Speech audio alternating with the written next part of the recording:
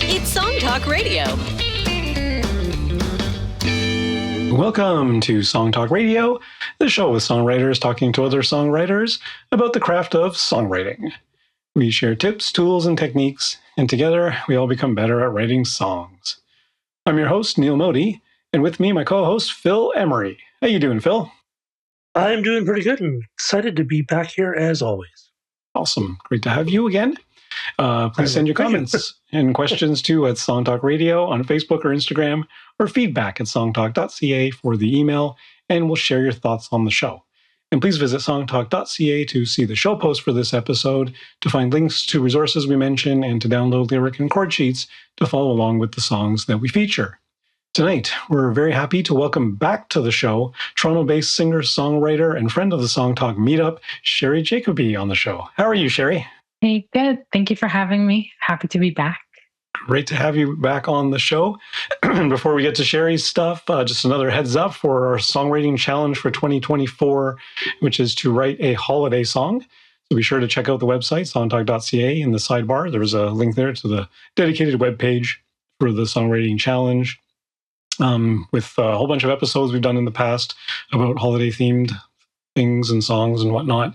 And the launch episode for this challenge, which we did with singer-songwriter Melanie Peterson several months ago. And nice to announce, too, that we have started receiving submissions to the challenge from our listeners.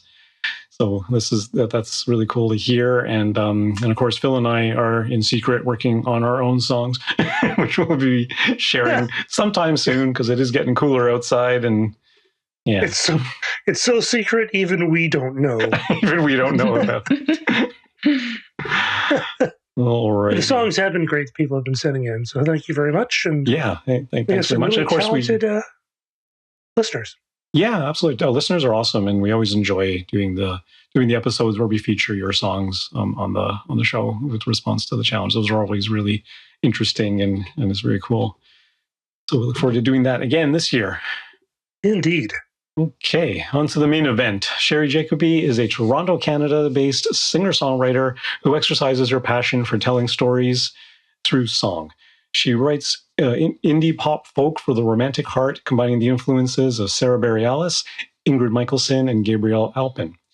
Sherry's music story began when her mom taught her piano at a young age. Inspired by her mom's talent, but wanting to march to the beat of her own instrument, she asked for guitar lessons instead. This ignited her passion for writing songs using imagery and metaphors to paint a picture of her emotional landscape.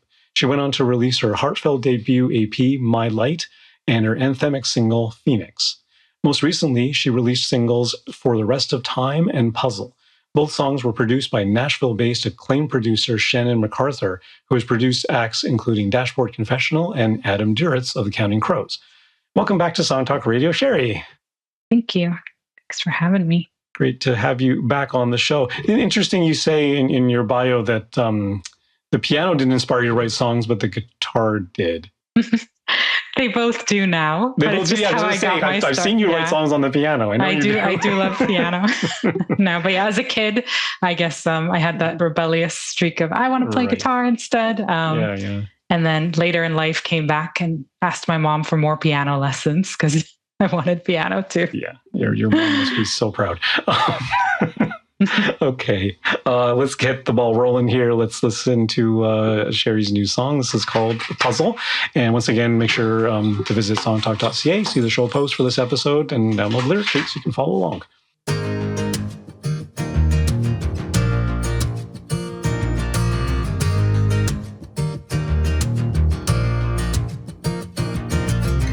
From the moment we met, felt like we were a little different, but a little different never hurt anyone. No, as time went by, we walked out to opposite ends of the world. Then another universe, doesn't matter how you view it. We're just two puzzle pieces. Don't fear it, doesn't matter how you try to force it. We're two puzzle pieces. Don't fear it. So why is it hard to let go? So hard to let you go. Why is it hard to let go? So hard to let you go.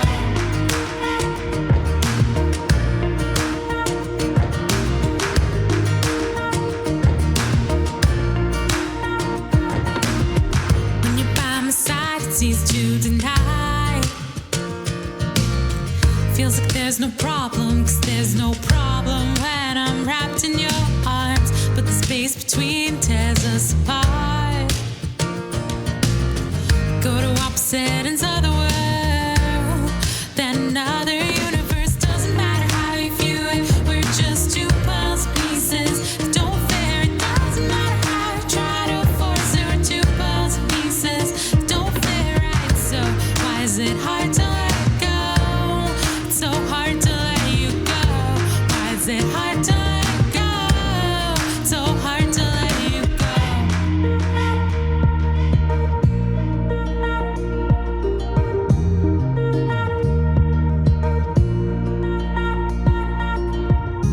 Will there ever come a time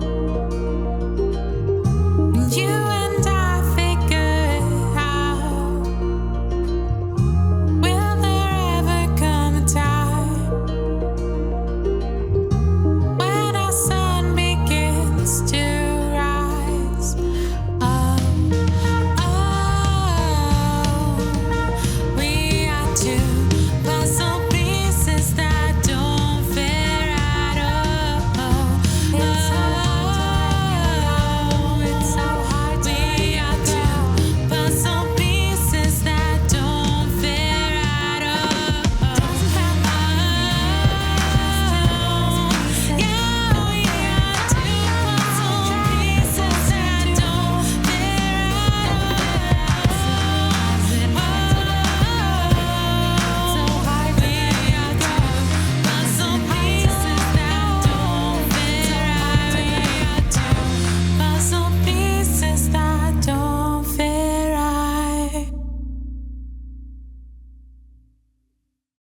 So now, would you consider that a bridge or a post-chorus? Oh, good question. I think I labeled it as outro in my lyric sheet, but it's actually kind of a bridge that turns into a variation on a chorus. It doesn't come back to the original chorus. Yeah, when it first hits, it does very much feel like a bridge, Mhm. and then it goes back to like a modified chorus.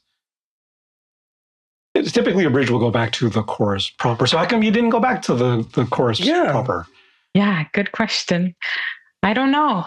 It just felt right to go somewhere else, I guess. But I did as I was recording it, I found I was missing the chorus, so I had another voice in the background singing the chorus proper too, just in the background. Okay. But the chords change slightly in that section, so Hmm. Oh, do they? yeah, there's a minor. I think I have a capo on, but basically the G turns into an E minor. That's the only Right. change, and I kind of Yeah. stay in that more minor.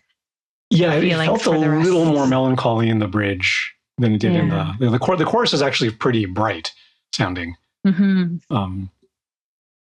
Yeah, the chorus is so hooky. It made use of the technique where you have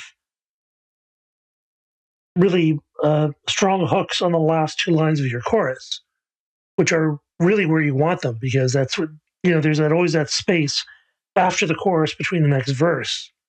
And it does kind of let the listener ruminate on those hooks, which is a really nice way. And the third line where you kind of go up and do the variation on the melody is great. Yeah, the chorus is really hooky.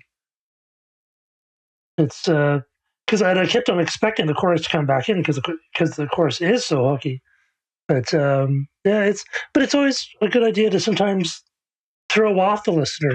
Not always do what they're expecting. But it's a Mhm. Yeah, but it's not a particularly long song. Like you probably could 3 have. minutes. Yeah, is it 3 minutes? Like fully 3 minutes? 3 minutes and 13 seconds. I Okay. think, if I Okay. remember. Feels a little. I guess that outro bridge section does take up a chunk of time, because you don't waste too much time here. It's not like you got a double verse on top or whatever. You get to that hooky chorus pretty quickly, right? And then Yeah, verse that's true, 2 actually. and chorus, and it's it's wham bam thing, no guitar solo, nothing like that, and it's very much to the point. So how much what was the process to this? Was it a lot of wrangling and editing, or did it come out pretty quickly? I think it came out pretty quick. So I wrote it back in 2017, I think. So it's been a while since the initial writing.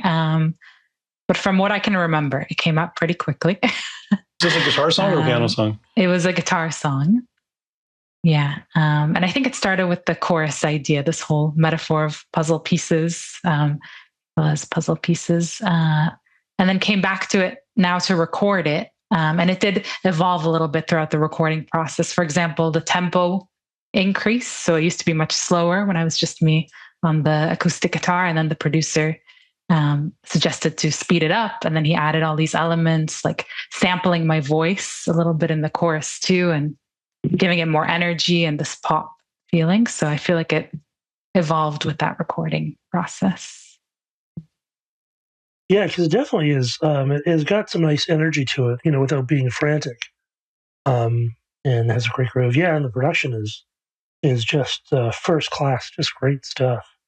Yeah. It sounds really, really good. Do you remember your view of the song when you first wrote it? Was it supposed to be more of a ballad, do you think, or? I don't know if I would say ballad, but I think my natural style, when it's just me and the guitar or me and the piano, is more soft and less energetic than this recording turned out to be. I have this, natural kind of calm, chill tone when I write songs and when I perform, just me. So it was nice. Yeah, I think he also brought out that side of me to sing in a more powerful way, in a more energetic way. It's a little different than I'm used to when it's just me and my guitar. Yeah, but as soon as you get in a room with a producer and a band or just a band, because we've been in bands together before, and it's always been a little more push, a little more energy, a little more upbeat sort of attitude. Which I guess tends to happen as soon as you get a drummer in the room, everything takes off. Yeah. It's interesting because this recording was all virtual. It was a virtual collaboration with the producer in Nashville. So it was cool. We still managed to recreate that vibe a little bit working together virtually. But yeah. Okay. So he did all tracks down there. You recorded your own vocals here? Yeah. Vocals and guitar I did here. And then he added everything else there. And we collaborated over Zoom back and forth about the different elements. Yeah. How did you find him? He found me through social media. Actually, he saw a video that I posted of a cover and reached out to me. I think it was in 2022. And then we started collaborating over Zoom. Yeah. Was there any songwriting sort of decisions that came after you started working with your producer, or was the song sort of etched in stone by then? I think the song was pretty much etched in stone, like the format of it, the lyrics, but it was, the instruments, the energy, the speed, all that did change. So you wrote this song now, 7 years ago? Yeah. Is there anything you're seeing in here that you would do differently today if you were to write this song today? Yeah, good question. Maybe the lyrics would be different today. I'm not sure. I feel like maybe the lyrics are a little more literal than, it's still based on a metaphor with a puzzle, but I think my lyrics may have evolved to be a little more poetic and putting more metaphors in there. So this one feels maybe a little more on the nose. It's just, we are two puzzle pieces that don't fit right. And that's the main concept. So maybe I would have added some other elements if I wrote it again today. But to me, it's very clear, I think if you have too many metaphors, you can start sort of losing people. It's really clear, but 7 years is a long time, when you write something and, especially if you're wrapped up in an emotion and then 7 years later you're going, I don't think that way anymore. Yeah. I don't feel that way anymore. Yeah. Yeah. No, I definitely felt that. So it was inspired by a past relationship. And then it took a new form this time around recording it. I'm thinking maybe it doesn't apply to relationships only. Maybe it could be about friendships, jobs, life path. It's really anything in your life where something doesn't feel like a good fit and you're kind of trying to force it like a puzzle piece, finding it hard to let go. So it kind of took a new meaning for me personally, being 7 years away from that relationship. Yeah. That's a nice thing too, is you can interpret it differently, even though you know precisely where it came from. Yeah. Let alone a listener may not know the backstory behind this, but that means that the listener can interpret it in whatever sense. When you were working with your producer, he approached you, did you sort of go through a bunch of different songs to sort of select the ones you wanted, or did he have an idea of which one he wanted, or how does that process work? Yeah, he asked me if I had any that I wanted, and I think I sent him 3 or 4 songs, the top ones that I wanted to record. And the first one we worked on together was For the Rest of Time, and then the second one was Puzzle. So that was, I think, the 2 that stood out to him the most out of those few that I sent to him. And it's also on the top of my list for the ones that I wanted to record. So it worked out. Yeah. And did it take a long time? Did you have to go back and forth a lot to sort of arrive at this, or was it fairly smooth? Yeah, it was fairly smooth, but over a stretch of time. I think we met about once a month over Zoom, with some work being done in between, me re-recording something, him adding an instrument. So it took a few months overall, but in terms of our creative vision and when we got together, I felt like it was pretty smooth. And you haven't met him in person yet? No, not yet. Maybe, hopefully one day I can visit Nashville and meet in person. But there's that Canadian Nashville house place. Oh yeah, I think I heard of that. Mm-hmm. Well, yeah, that's the other thing too. Like when you're like, he reached out to you, you said, right? He didn't reach out to him. So you never heard of this guy before. How did you, verify that he's legit? How do you know anyone else who worked with him?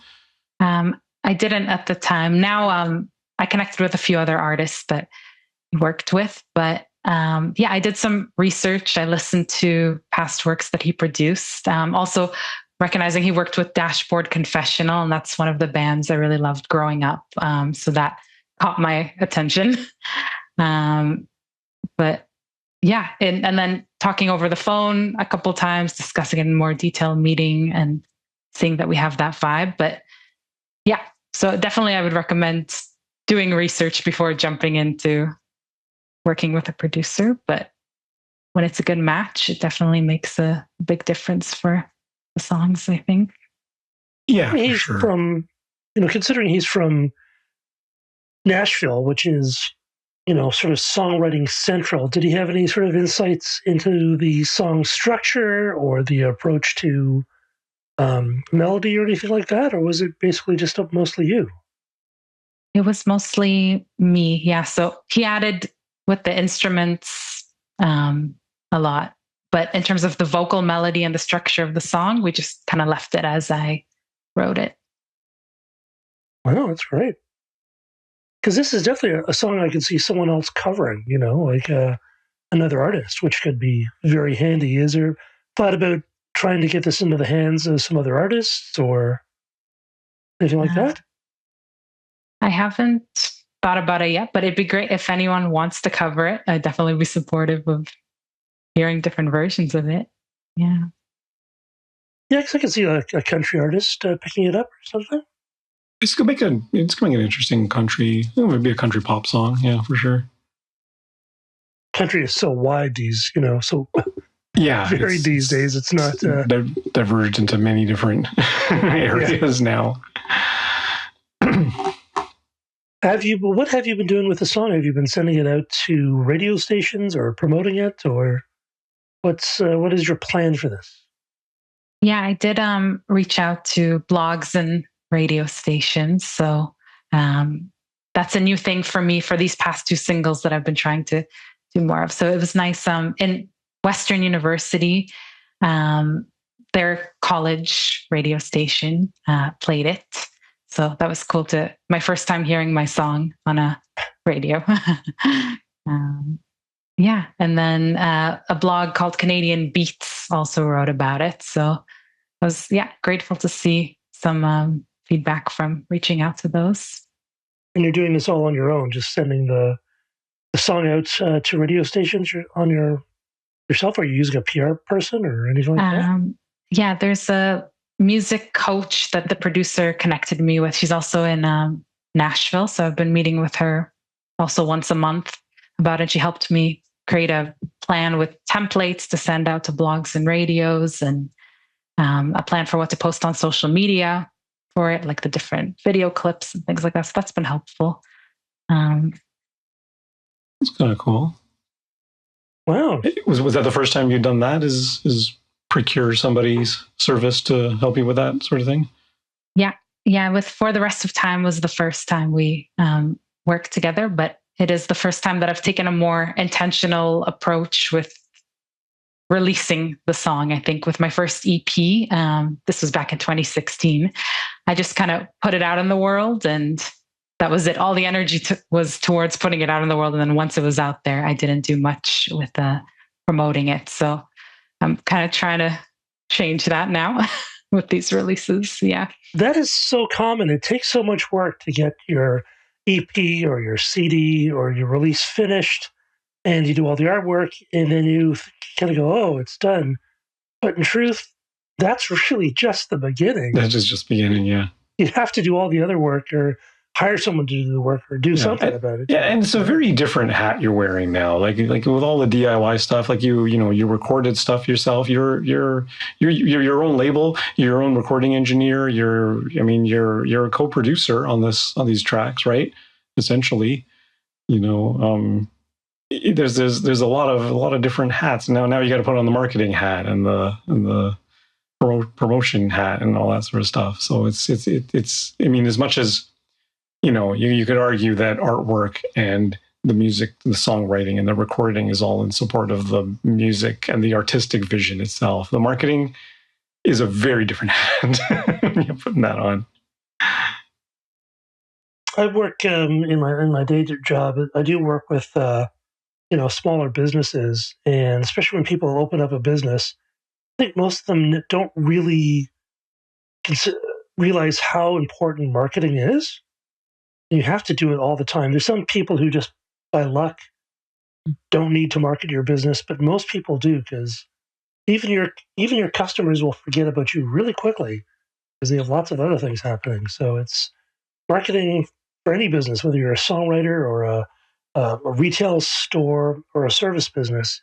You have to do it all the time, like every day. It's not like brushing your teeth where you do it like once a week, I thought you were talking about laundry.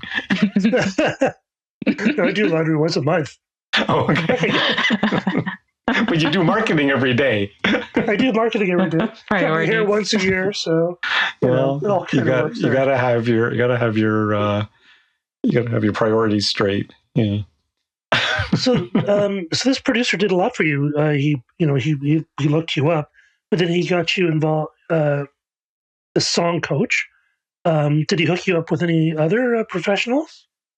No, there was a drummer who played on the For the Rest of Time single that I released last year. So he connected me with that drummer, which is nice. Other than that, that's it. So it's been a pretty small team of me and the producer.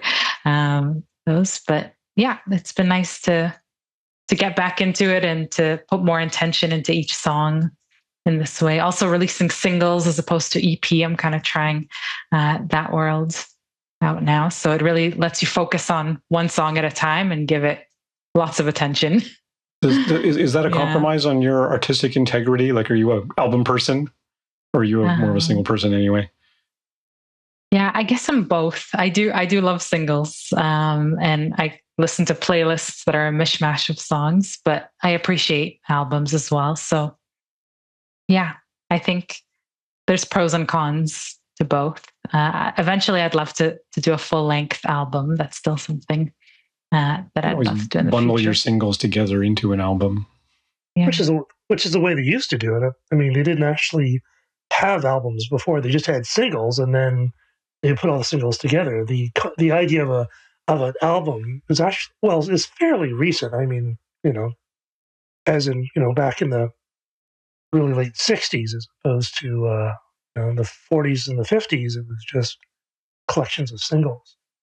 But most people listen to songs as singles now, anyways, with Spotify and streaming. So that's a great idea, just to work on singles and releasing them, and then actually, carrying that energy through.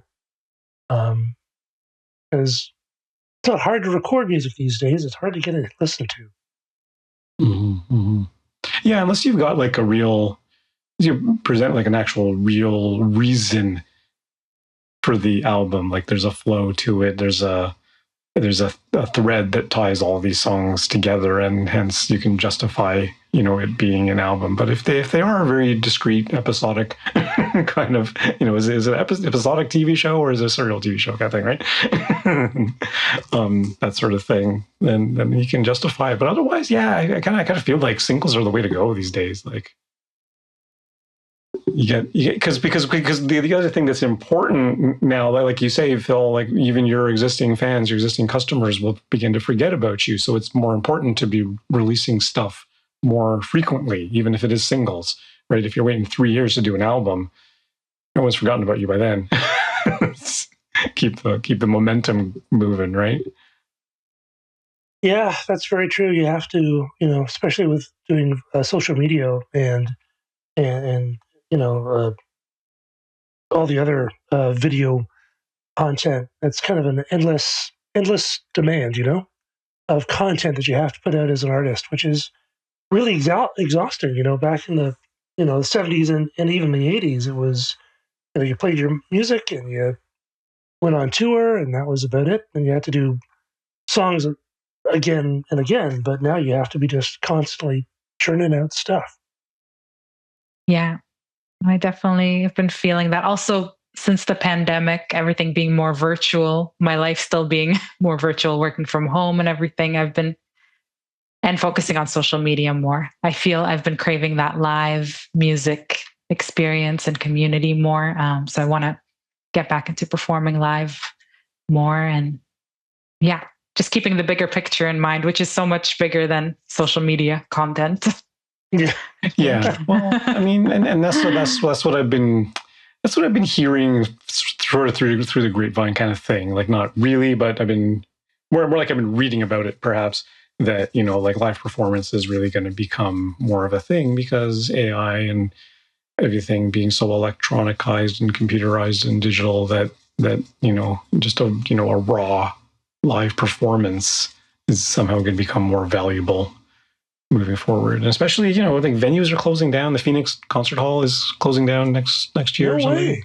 Yeah. No way, in Toronto. Oh, yeah. I just heard that on the news a little while ago. And yeah, like places, there seems to be less live opportunities to play live or venues to play live. And they're mashing them up into these conglomerate commercialized centers now, like the Rec Room. There's one in Toronto, there's one in Mississauga, and they're like combination restaurant, bar, games, and there happens to be a room in there where you can play some live music. I didn't know music was involved. Yeah, they actually have a really nice stage and a really good sound system and all that sort of stuff. But it is kind of right in the middle there, so people walking by and it's like, oh, look, live music. And you can pop in there, but then you can go play air hockey, or you can play air hockey while you're listening to music. Like it's all this conglomerate mess of everything. There's one actually in St. John's, and I go to it quite often. It's a lot of fun. There you go. There you go. But they don't have many pinball machines. No. And I'm a fan of the old pinball machines, but it's all good. That is awesome. Well, what a great tune. Yeah, very cool stuff. All right. I think I am about to... There's the band. I'm hearing the band. Yeah. That's about all the time we have on Song Talk Radio. Special thanks to Sherry Jacoby. So where can our listeners find out more about you and hear some more tunes? You can go to my website, sherryjacoby.com, and Instagram, Sherry Jacoby Music, and TikTok and Facebook and YouTube as well. Right. We'll put a link to your stuff on the episode the show post for this episode, and send our listeners there. Okay, so we want to hear from you too, so please send us your comments on Facebook or Instagram to @songtalkradio, or send us an email at feedback@songtalk.ca. Be sure to check out our YouTube channel for live performance videos and full episodes, and subscribe today to the Song Talk Radio podcast on your favorite podcast provider. You can find links to all the products, books, and web services we mentioned on the show on our resources page on the website. And please join us at our next monthly Song Talk meetup. Whether you're in Toronto for our in-person meetups or anywhere in the world for our online meetups, it's free to join on meetup.com and free to attend. Bring a song and a lyric sheet and get constructive feedback from other songwriters. Stop by songtalk.ca for the link. You can follow me at neilmodi.com. You can follow Phil. PhilEmery.ca. And Sherry, what's your favorite social media channel? Where do you post the most? I would say Instagram. Instagram, right? Yeah. And be sure to stop by the website at songtalk.ca to browse past shows and find out how you can be a guest. Thanks for tuning in, and keep on writing. Good night, everyone. Good night.